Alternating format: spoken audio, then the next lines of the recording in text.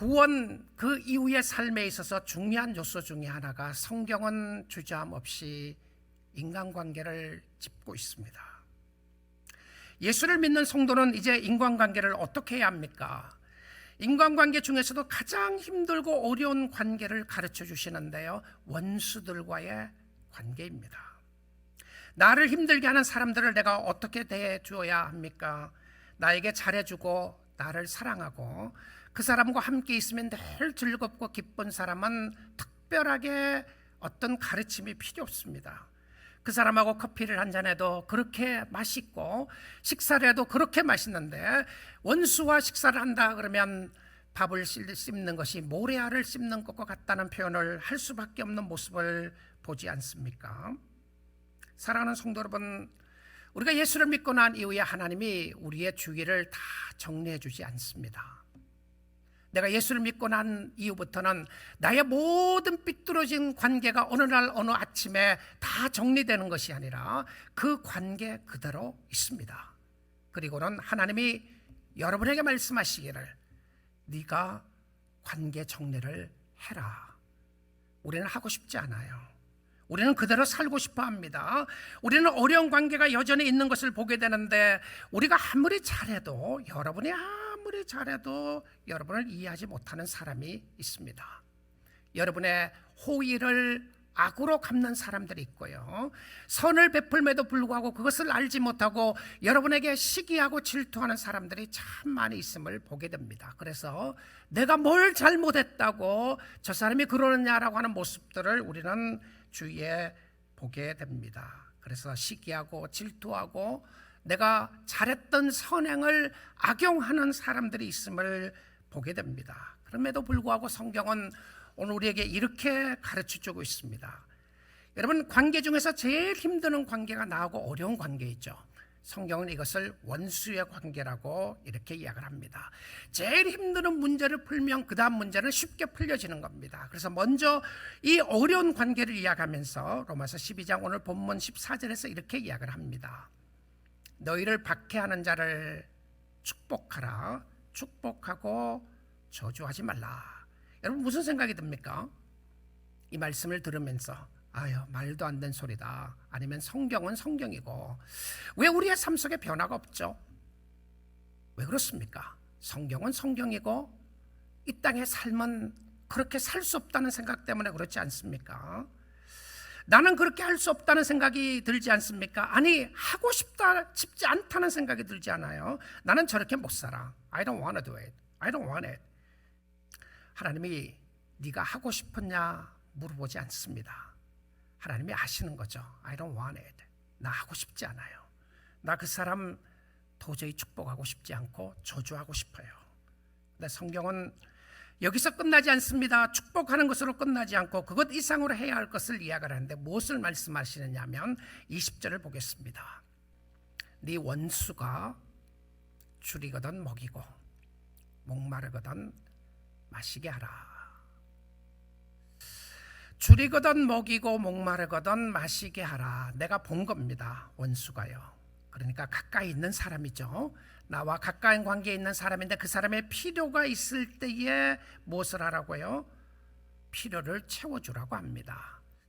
하나님이 원수의 필요를 채워주라, 실질적인 도움을 주라, 그리하면 네가 숯불을 그 머리에 쌓아두리라, 이렇게 이야기합니다. 숯불을 그 머리에 쌓아놓으라. 이게 뭘 이야기하나요? 이 사람이 뜨거워서 죽는다는 표현인가요? 그것이 아니라, 뜨거워서 죽는 것이 아니라 머리로부터 온몸에 감동이 있을 것을 말하는 표현입니다. 그래서 그는 사랑으로 감동을 받게 될 것이고, 그래서 더 이상 마음의 복수의 칼을 품지 않을 것이라고 하는 표현 속에 주시는 말씀이었습니다. 우리는 원수 갚는 부분들을 쭉 돌아보면 알게 됩니다. 그러다가 정말 얼마나 힘들고 어려운 여정 가운데 있는지를요.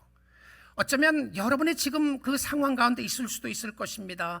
그 사람에게 복수를 하고 싶은 복수의 칼을 가는데, 그러므로 인해서 내 마음이 얼마나 망가지고 내 마음이 얼마나 핍박해지는 모습을 보게 될 것입니다. 사랑하는 아들아, 딸아, 너는 피 묻히지 마. 내가 할게. 하나님이 하시겠다고 하는 부분입니다. 원수를 하나님이 갚아주시겠다는 것은 하나님이 사랑의 최고의 표현이었습니다. 그래서 우리에게는 그 원수를 사랑할 수 있도록 주신 것은 그런 말미암아 우리의 관계가, 우리의 마음이 치유되기 때문에 그렇습니다. 하나님이 우리에게 요구하시는 것은 하나님이 이루실 것에 대한 하나님의 축복의 역사였습니다. 그래서 우리가 옆에 있는 사람들을 축복하는 것으로부터 시작하는 것이 좋은 기회였던 것을 봅니다. 베드로전서 3장 9절도 확인해 보겠습니다. 악을 악으로 욕을 욕으로 갚지 말고 도리어 복을 빌라. 이를 위하여 너희가 부르심을 받았으니. 우리는 오랫동안 이렇게 생각을 했습니다. 복이라고 하면 늘 기복신앙을 생각했어요. 기복을 생각했습니다. 물질의 축복을 이야기했고, 건강의 축복을 이야기했고, 자녀들이 잘 되는 것을 복으로 이야기를 했습니다. 그런데 오늘 여기에서 보시게 되면 너희가 부르심을 받았는데 이는 복을 이어받게 하려 하심이라 이렇게 되어 있습니다. 그런데 악을 악으로 욕을 욕으로 갚지 말고 도리어 복을 빌라. 성도는 누구입니까? 성도의 신앙생활은 어떤 모습이 있어야 하죠? 여러분, 내가 어떻게 살아야 됩니까? 가르쳐 주십시오 이야기하시는 분들이 계시나요? 오늘 이 말씀을 한번 생각해 보십시오. 악을 악으로 욕을 욕으로 갚지 말고 도리어 복을 빌라. 하지 말고 하라. 우리는 하지 말라고 하는 것 하고 싶어요. 우리는 악을 악으로 갚고 싶고 욕을 욕으로 갚고 싶고요. 복을 비는 것은 하고 싶지 않아요. 우리의 삶 속에 얼마나 성경이 가르치는 대로 사는 것이 아니라 나의 풍습과 내 생각과 내가 하고 싶은 대로 하고 사는지를 보여주고 있습니다. 그런데 이것을 제거하고 성령의 역사가 임함으로 말미암아 하나님의 뜻에 순종하게 되는 역사가 일어나게 되는 것을 보게 됩니다. 그런데 이를 위하여 너희가 부르심을 받았다 이렇게 이야기합니다. 우리는 이를 위하여 부르심을 받았던 이야기는 늘 구원을 생각했습니다. 그리고 구원은 천국 가는 것이라고 생각했고, 예수를 믿고 난 이후에 천국 가면 되는 것이라고 생각을 하고, 그 외의 삶에 대해서는 별로 관심을 두지 않는 것이 우리의 문제였습니다. 우리의 구원은 목적 있는 구원이었고, 하나님이 우리로 하여금 복되게 살기 위함의 의미가 무엇인지를 다시 한번 확인케 해줍니다. 그것이 무엇이었습니까? 관계 회복이었습니다. 관계를 어떻게 하느냐를 중요하게 이야기했던 것이죠. 그런데 우리가 이 말씀을 들음에도 불구하고 어떨 땐 귀에 잘 들리지가 않아요. 성경을 들어도 귀에 잘 들리지가 않습니다. 어떤 경우는 귀에는 들리는데 머리로 가지 않아요. 동의가 되지 않는다는 표현이죠. 어떤 경우는 동의가 되는데 자신의 생각으로 꽉 차 있기 때문에 가슴으로 내려가지 않습니다. 들리고 동의되고 가슴으로 내려가야 변화가 있게 되는데, 깨달아지고 행동으로 옮겨지기 위해서는 우리의 마음 가운데 성경의 역사로 말미암아 믿음의 역사가 있어야 한다는 것을 보여줍니다. 여러분, 우리의 힘과 노력으로만 안 됩니다. 성령의 역사가 필요하고, 그래서 믿음이 필요한 겁니다. 예수 믿는 사람에게 믿음이 필요하다고 하는 것은 내가 어려우실 때 믿습니다라고 하는 고백뿐만이 아니라 정말 우리가 믿음이 필요한 것 중에 하나가 우리의 인간관계입니다. 여러분, 인간관계에서 믿음이 필요하다는 역사를 생각해 보셨나요? 하나님, 내가 믿음이 없기 때문에 못하고 있습니다. 하나님 도와주세요. 생각해 보셨습니까? 내 생각, 내 의미, 내 계획, 내 뜻이 아니라 말씀으로 따라가는 것인데요, 주님이 말씀하시니까 내가 하겠습니다라고 하는 하나님과의 관계가 중요합니다. 여러분, 사람 관계를 잘하기 위해서, 특별히 원수와의 관계를 어떻게 해야 되는지를 바로 깨닫기 위해서는 하나님과의 관계를 확인해야 합니다. 로마서 12장 19절 본문 말씀 보겠습니다. 내 사랑하는 자들아. 자, 이 말씀은 예수 안 믿는 사람들에게 하는 소리 아닙니다. 믿음의 공동체인 예수 믿는 사람들에게 하는 이야기입니다. 내 사랑하는 자들아, 너희가 친히 원수를 갚지 말고 하나님의 진노하심에 맡기라. 여러분, 하나님은 공의의 하나님이십니다. 그 공의하신 하나님은 반드시 죄악을 갚게 됩니다. 그런데 우리 보고 하지 말라는 것이 있고 우리 보고 하라는 것이 있어요. 우리 보고 하지 말라는 것이 무엇이었냐면 원수를 갚지 말라고 합니다. 그런데 우리가 하고 싶은 것은 뭐죠? 원수를 갚고 싶은 거죠. 우리는 맡기는 거 싫어요. 그 사람 하나님께 맡기고 싶지 않아요. 하나님의 진노하심에 맡기고 싶지 않고 하나님이 해야 할 일들을 내가 하고 싶고 내가 해야 할 일들을 하지 않고 하나님 앞에 맡기고 싶은 생각이 많이 들게 됩니다. 자, 이 말씀을 사도 바울도 성경을 인용해서 이야기를 하는데요. 신명기 32장 35절 말씀을 인용합니다. 그래서 보복하는 것은 하나님이 하실 것을 이야기합니다. 그런데 우리에게 문제가 뭐죠? 하나님이 하실 것을 몰라서가 아니라 우리의 문제는 무엇이었냐면 지금 당장 좀 해주시면 좋겠다는 것 아니겠습니까? 내 앞에서 말입니다. 나를 미워하고 나를 찌르고 나에게 비난을 하고 나에게 정죄하는 그 순간에 좀 하나님이 역사하셔서 좀 갚아주시면 안 되겠어요? 그런데 하나님은 마지막 심판 때까지 유보하시고 기다리라고 하시고 계십니다. 우리가 해야 할 일들을 하나님께 맡기라고 하는데 우리에게는 원수들을 축복하라고 이야기합니다. 줄이면 먹고 먹을 것을 주고 목말라 하거든 마실 물을 주라고 하십니다. 주님이 하실 일들은 원수를 갚을 것을 이야기하는데 통쾌하게 갚아주실 겁니다. 그 다음에 우리가 관계에 있어서 이 관계를 확인하면 그 다음 관계는 좀 쉬워집니다. 그래서 모든 사람과 관계를 어떻게 해야 하는지를 17절 말씀 보겠습니다. 17절 말씀에 보니까 아무에게도 악을 악으로 갚지 말고, 자, 또 나옵니다. 하지 말 것과 해야 할 것요. 하지 말 것 하고 싶고 해야 할 것 하고 싶지 않는 것이 인간의 본성입니다. 그래서 여러분이 인간의 본성대로 살아가면 믿음으로 사는 것이 아닙니다. 믿음으로 산다는 것은 내가 하고 싶은 대로 내 본성대로 사는 것이 아니라 세상이 그렇기 때문에 저 사람이 그렇기 때문에 이렇게 사는 것은 아니기 때문에가 아니라 믿음으로 사는 것은 성경이 가르치기 때문에 사는 것이 믿음으로 사는 겁니다. 우리에게 하지 말 것은 아무에게도라는 말이 또 중요할 것 같아요. 이 전체적인 컨텍스트를 보게 되면 원수들을 이야기하는 가운데서 주신 말씀이었습니다. 그런데 원수들뿐만이 아니라 우리 주위에 있는 모든 사람들에게 악을 악으로 갚지 말고, 우리가 하지 말아야 될 것은 악을 악으로 갚지 말고 모든 사람 앞에서 선한 일을 도모하라. 선한 일을 도모하라. 칼을 품지 말고 분노를 품지 말고 기회를 엿보지 말고, 비록 자기에게 해를 끼치는 사람이라고 할지라도 해야 될 것은 선한 일을 도모하라.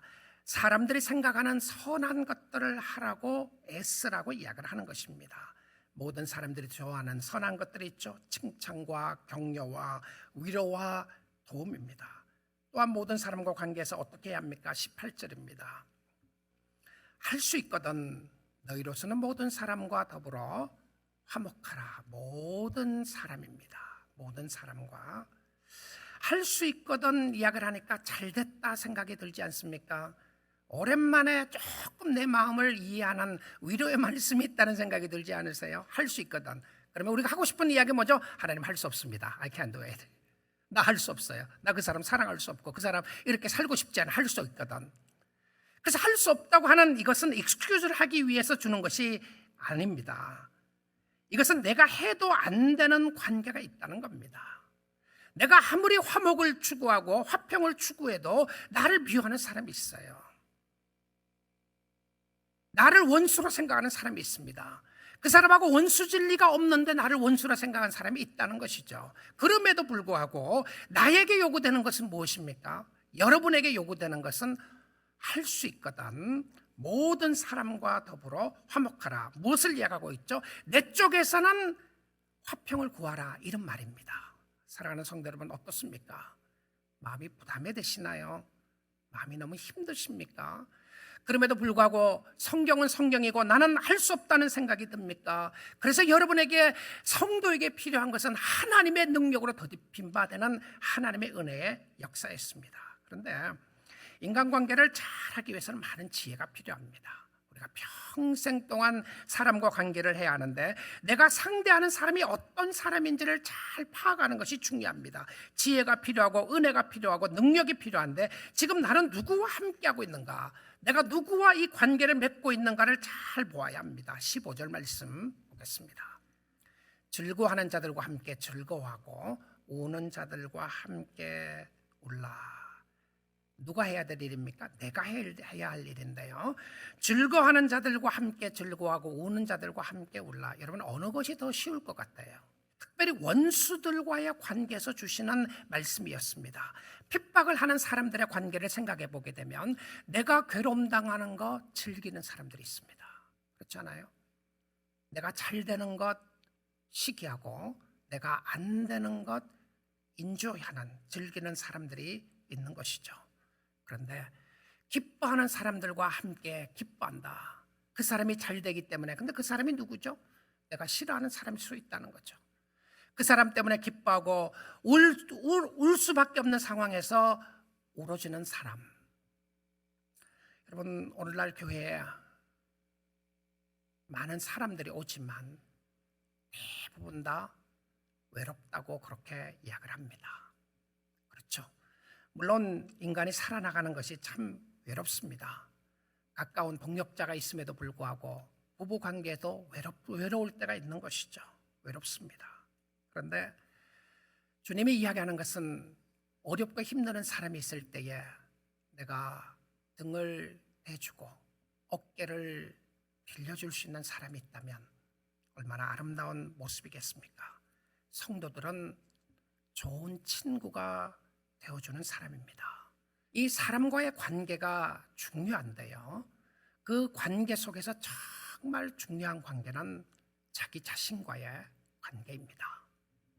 다른 사람과 관계가 내가 어떻게 생각하느냐에 따라서 많은 것 좌우하신다는 것 아시죠? 여러분이 저를 어떻게 생각하느냐, 제가 여러분을 어떻게 생각하느냐, 저에서부터 시작합니다. 내가 어느 권사님을 어떻게 바라보고 있는가, 어느 장로님을 어떻게 바라보고 있는가, 나에게부터 시작을 해요. 나에게 힘드는 사람과의 관계를 어떻게 내가 바라보고 있는가, 나에게서부터 시작합니다. 그래서 올바른 관계를 잘하기 위해서는 스타팅 포인트가, 시작점 중에 하나가 나 자신입니다. 나의 건강이 가정의 건강이고, 나의 건강이 교회의 건강이고, 나의 건강이 관계 속의 건강입니다.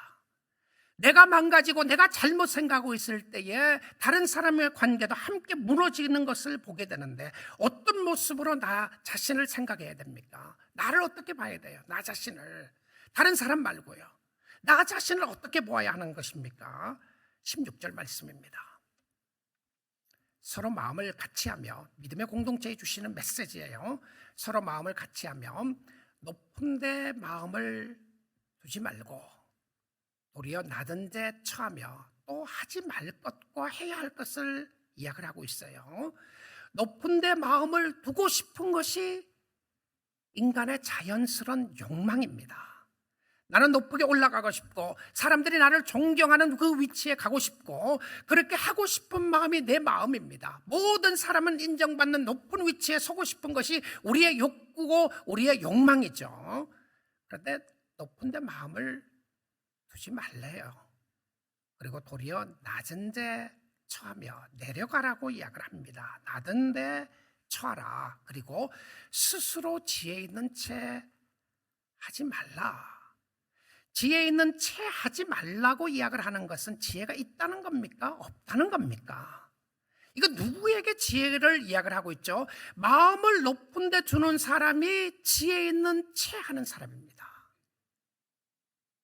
어쩌면 그 사람은 성공한 사람일 수도 있고요, 높은 위치에 갈 수 있는 사람이라고 말할 수 있을지 몰라도 성경이 우리에게 가르쳐주는 것은 높은 위치에 올라가려고 하는 사람은 지혜 있는 채 한다고 이렇게 이야기를 해요.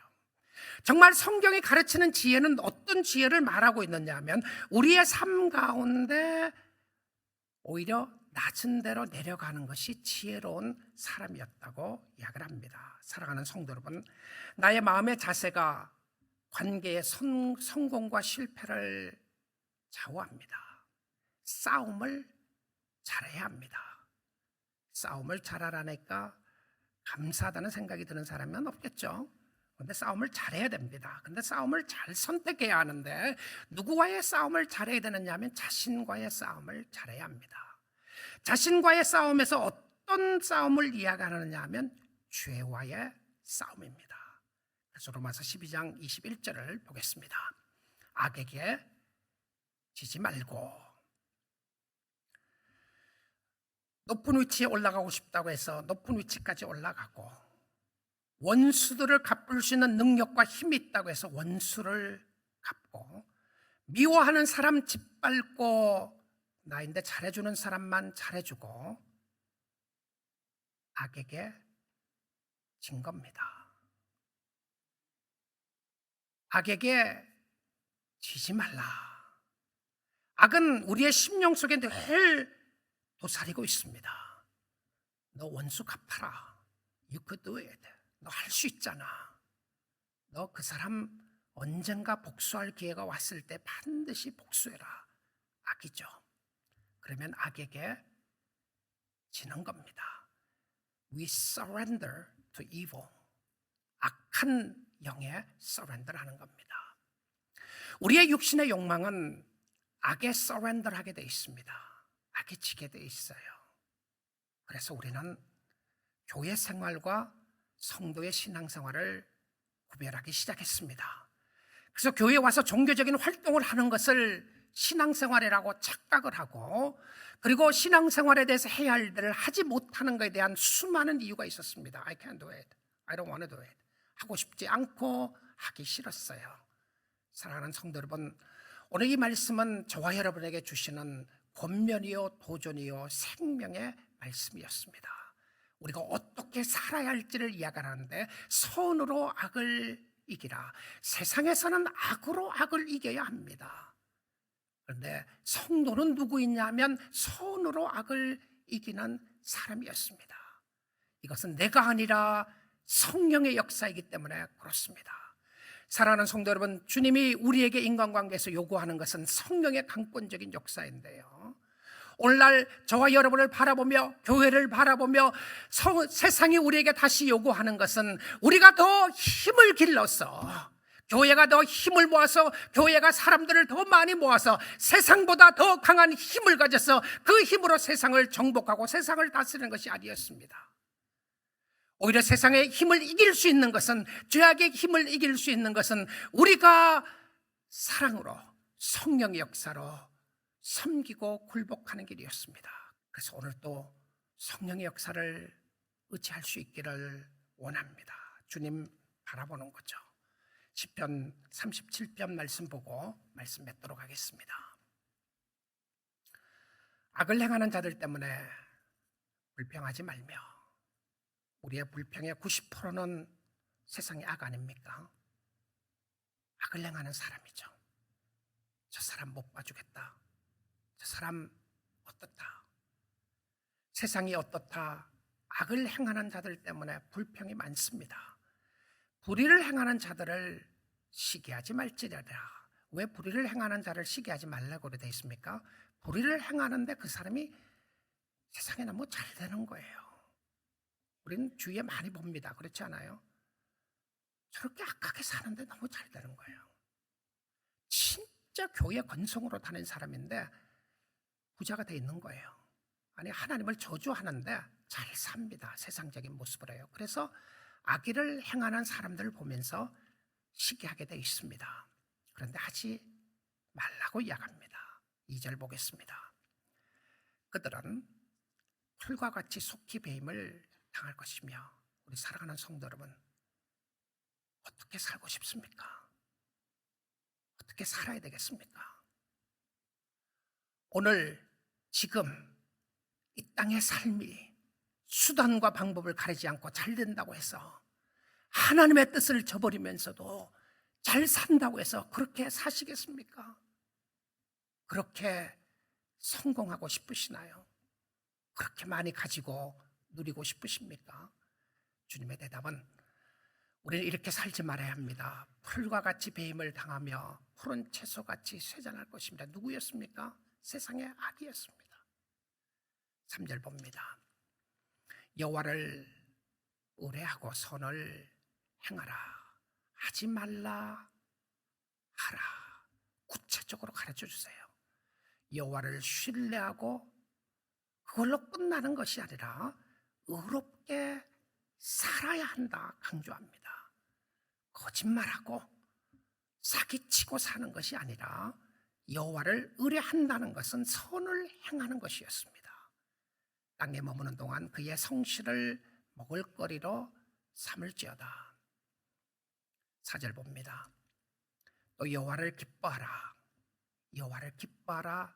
그가 내 마음의 소원을 내게 이루어 주시리로다. 하나님, 내 마음의 소원을 이루어 주시면 내가 기뻐하겠습니다가 아닙니다. 믿음의 역사는요, 믿음은 하나님을 신뢰하고 나아갈 때에 그 축복은 뒤에 따라오는 결과가 나타나게 됩니다. 여호와를 기뻐하라 그리하면 그가 내 마음의 소원을 이루어 주시리로다. 믿음이 먼저였습니다. 오늘 신뢰하래요. 오늘 주님 따르랍니다. 여러분의 힘들고 어려운 상황 가운데서 도저히 할 수 없다고 생각하는 그 사람과 그 관계 속에서 하나님이 말씀하시니까 가는 거죠. 순종해 보는 겁니다. 5절입니다. 내 길을 여호와께 맡기라. 그리하면, 그를 의지하면 그가 이루시고 맡기며 그가 이루신다. 6절입니다. 내 의를 빛같이 나타내시며 내 공의를 정오의 빛같이 하시리로다. 맡기면 하나님이 책임져 주십니다. 맡겨보세요. 7절입니다. 여호와 앞에 잠잠하고 참고 기다리라. 자기 길이 형통하며 악한 꾀를 이루는 자 때문에 불평하지 말지어다. 하나님은 우리에게 이 땅에 사는 동안 관계에 대해서 정말 관심을 가지십니다. 누가요? 하나님이 여러분이 그 사람과 대하는 관계 말입니다. 여러분은 잘못하지 않았음에도 불구하고 힘들고 어려운 관계에 있는 사람들이 있었을 것입니다. 오늘 주의 말씀을 듣고 믿음으로 나아가 보십시오. 주님이 여러분의 마음을 아시고 위로해 주시기를 원합니다. 그리고는 주님은 여러분이 망가지는 걸 원하지 않습니다. 주님은 여러분의 상처로 피투성이로 터져 있는 모습을 원하지 않고 오늘도 저와 여러분을 치유해 주시고 회복시켜 주시는 방법의 원리는 성경의 원리였습니다. 말씀의 원리였어요. 내가 도저히 안 될 것 같음에도 불구하고 할 수 없는 것을 성령을 의지하고 나아가는 그 말씀 가운데 하나님이 주시는 은혜와 축복이 있었던 것을 보게 됩니다. 저와 여러분이 이 땅에 사는 동안 관계의 축복이 있기를 원하고 관계의 회복이 있기를 원합니다. 하나님이 여러분을 주님 앞에 서는 그 순간까지 여러분 주위를 맑게 해주시고 바르게 해주시고 축복해 주셔서 여러분이 그 축복의 통로로 쓰임받는 축복이 있기를 주님의 이름으로 축복드립니다.